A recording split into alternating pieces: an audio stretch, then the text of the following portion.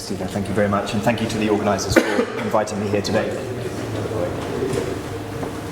Is that okay? Can you hear me at the back there? Yes, great. So thank you very much. So cooperation is a cornerstone principle of international law. It finds its application in a wide variety of domains, from peace and security, human rights, international economic relations, as well as, of course, playing a crucial role in environmental protection. Indeed, states cooperate to protect global public goods, manage shared resources, and solve challenges that can only really be achieved through bilateral and multilateral action. So cooperation has many facets in the area of environmental protection. It's aimed at mitigating transboundary risks and emergencies, and it's closely connected with the obligation of prevention and the no harm rule. It includes, amongst other things, the duty to consult and to negotiate, and it reflects the need for institutional cooperation. More broadly, the UN Charter, of course, clearly sets out a central objective of the United Nations, and that is to achieve international cooperation in solving international problems of an economic, social, cultural, and humanitarian character.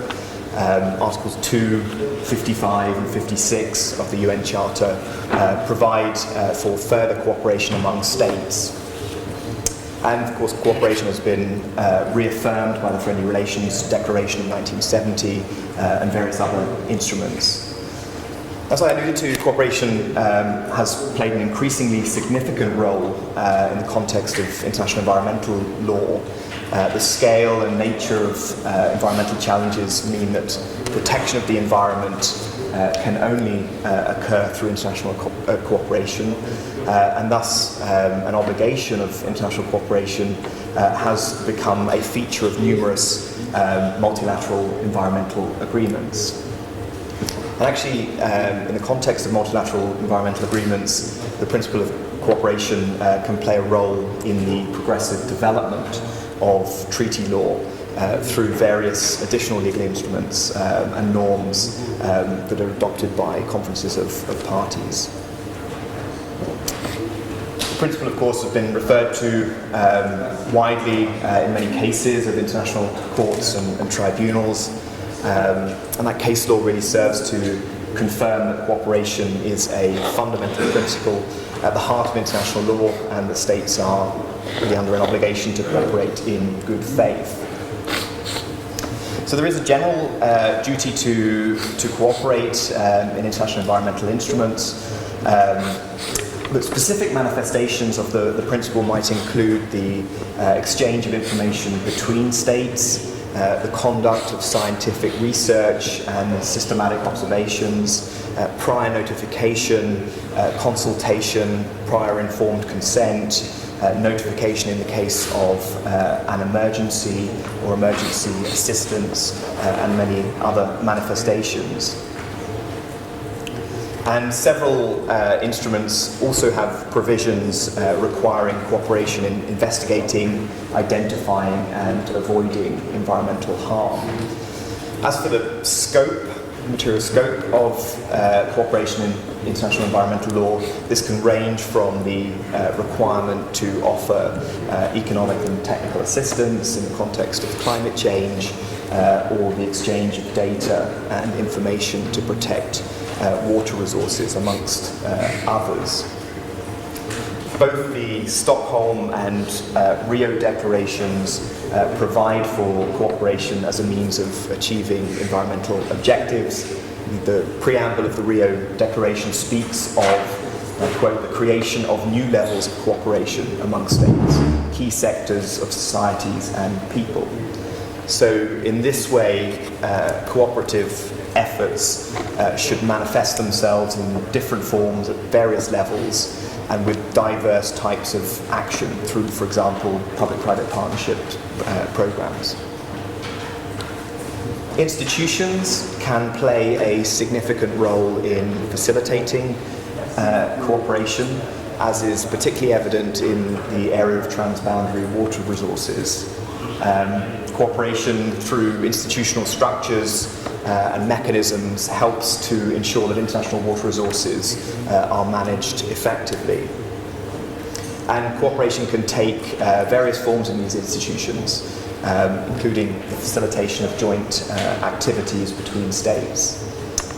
As such, institutions serve as important mechanisms also for dialogue and cooperation, which can help to prevent tension that can lead to disputes. And then when disputes do arise, the institutions can help to settle them.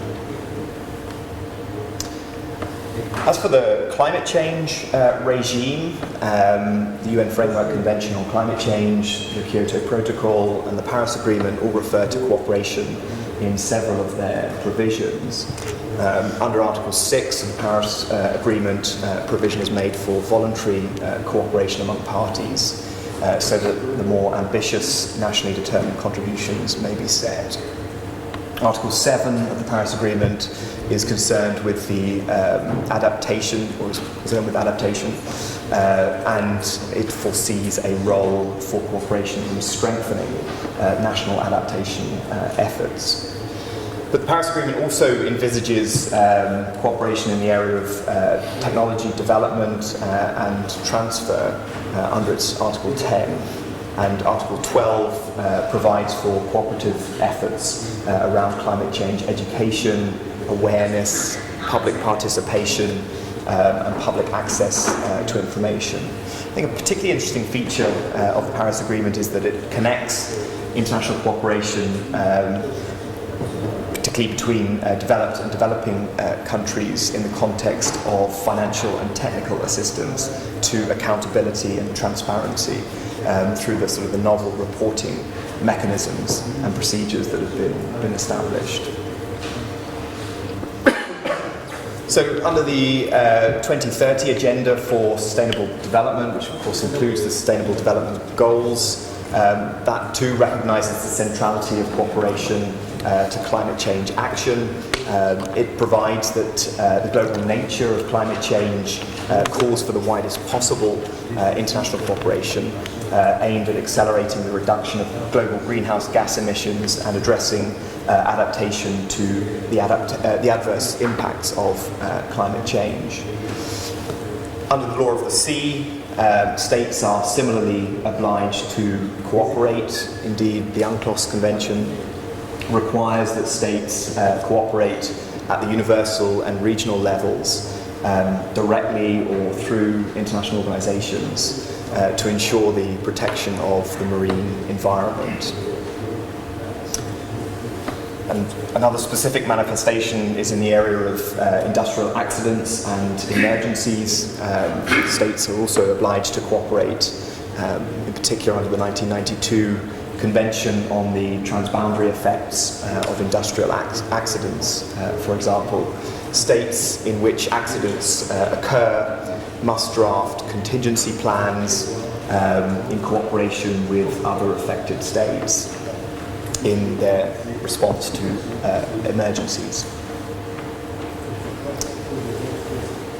Moving away from international instruments then, international courts and tribunals have developed the concept of cooperation through their case law.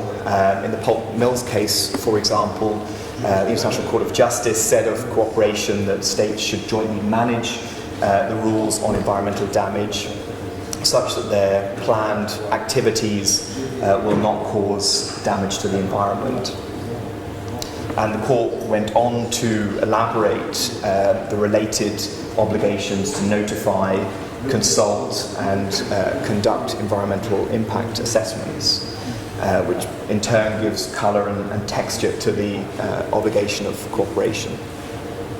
As is well known, of course, the court also noted that there was a customary international law obligation to conduct an international an environmental impact assessment where a particular project poses a risk to the environment, and in a transboundary context, the conduct of an EIA will require cooperation with other states.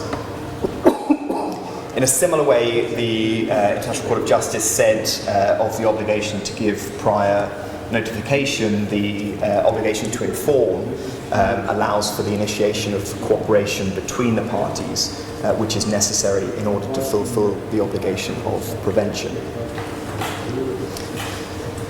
And later in its case law in Kasekili Sedudu, the Botswana and Namibia case, the ICJ similarly emphasised that the parties should cooperate to avoid hampering the socio-economic activities that were routinely performed by the communities in the affected area. Beyond the ICJ, the International Tribunal for the Law of the Sea has reiterated the fundamental nature of the principle of cooperation on several occasions in the Mox Plant case, the Southern Bluefin Tuna cases, the Malaysia-Singapore case, and the advisory opinion submitted by the Sub-Regional Fisheries Commission. So the obligation to cooperate has many facets. Duty to consult and negotiate can be found in a wide variety of international instruments, but the legal contours remain somewhat undefined, not very precisely defined.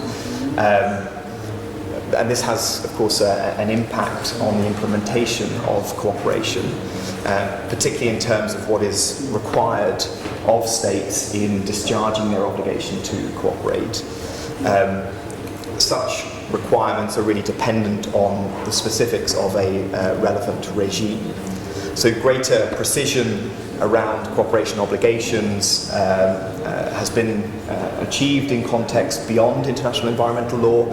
If we turn, for example, to the implementation of economic, social and cultural rights, for example, the Committee on Economic, Social and Cultural Rights has illustrated the types of cooperative activities expected of states under the 1966 International Covenant on Economic, Social and Cultural Rights.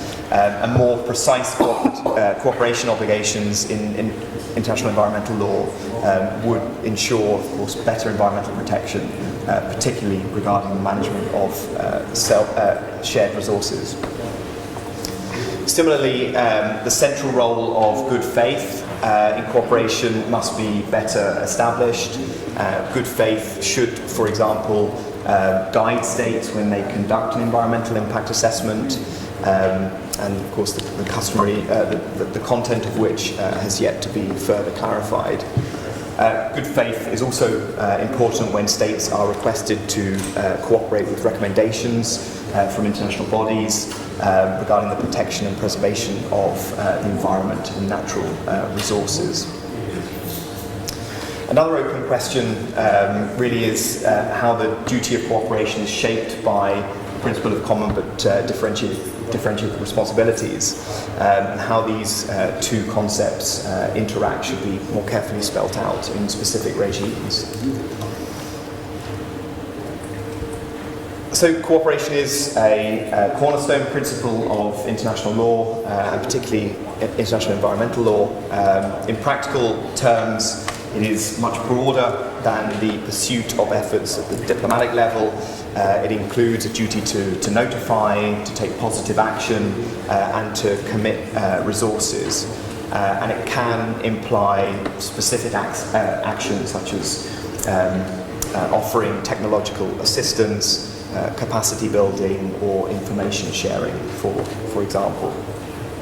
In light of a rapidly changing geopolitical landscape, it should be emphasized that the legal framework around cooperation dictates that it must occur despite any political, economic or social differences that states may have, despite the progress that has been made in expanding the principle of cooperation.